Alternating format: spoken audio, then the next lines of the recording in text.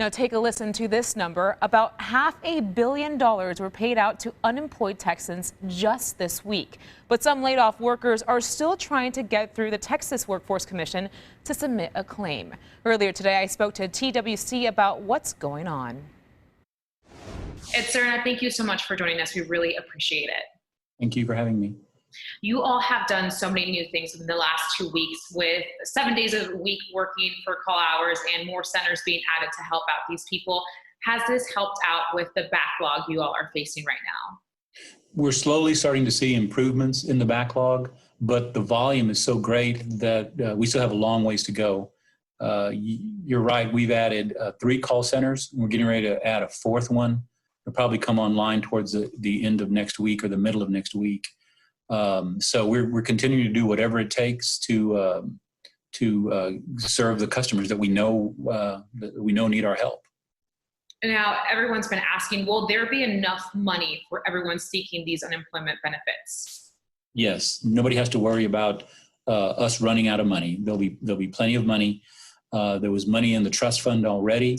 When we deplete those funds, then we've already requested funding in the form of loans from the federal government that we'll pay back at some point in the future. But we've already started requesting funding so that it's there. There's not going to be any delays.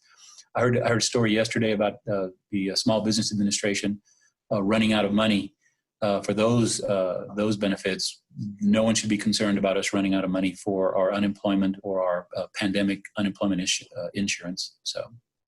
Now, you mentioned something interesting before we started this interview, scammers. There's people taking advantage of people going through a crisis right now.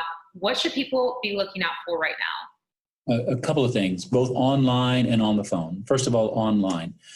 There's only one place for you to log on and submit an application online, and that is at our website, twc.texas.gov. We do not have a presence on Facebook, on any other social media.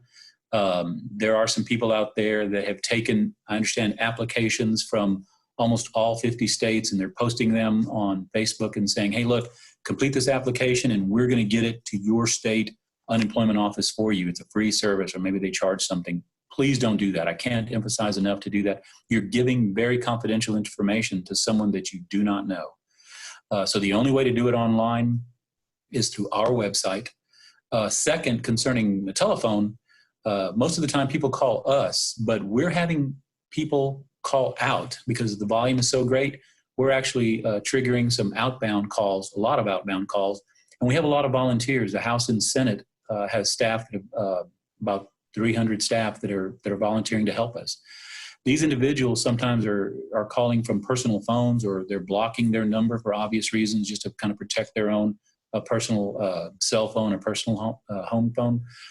But we are calling out, and our people that are working with us will have information in front of them that you can question. So question the caller, and if they can't answer that question, just hang up on them.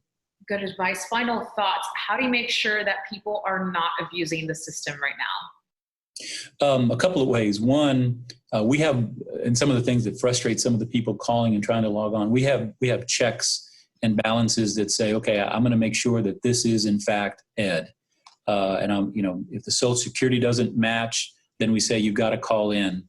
Or if some other information doesn't match, we say you've got to call in. Well, obviously, that causes you to have to go into a call center when you're trying to do something online. And the call centers are still very busy. Even though we've added 3 of them, they're still very busy. But that's part of the checks that prevents someone who's not you from using some information that they have to file a false claim against your information. When you talk to our call center operators and you're submitting your information, they have access to all that, and they can immediately tell this is not Ed, or they will ask you questions to verify that yes, this is Ed. And then once they know that it's done, then they'll proceed with it.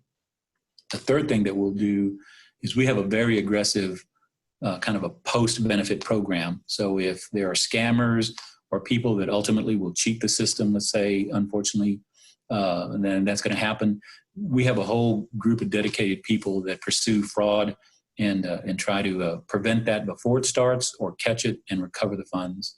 So we've got a pretty good program on both sides. Well, Ed, we're out of time, but thank you so much for this advice and for joining us.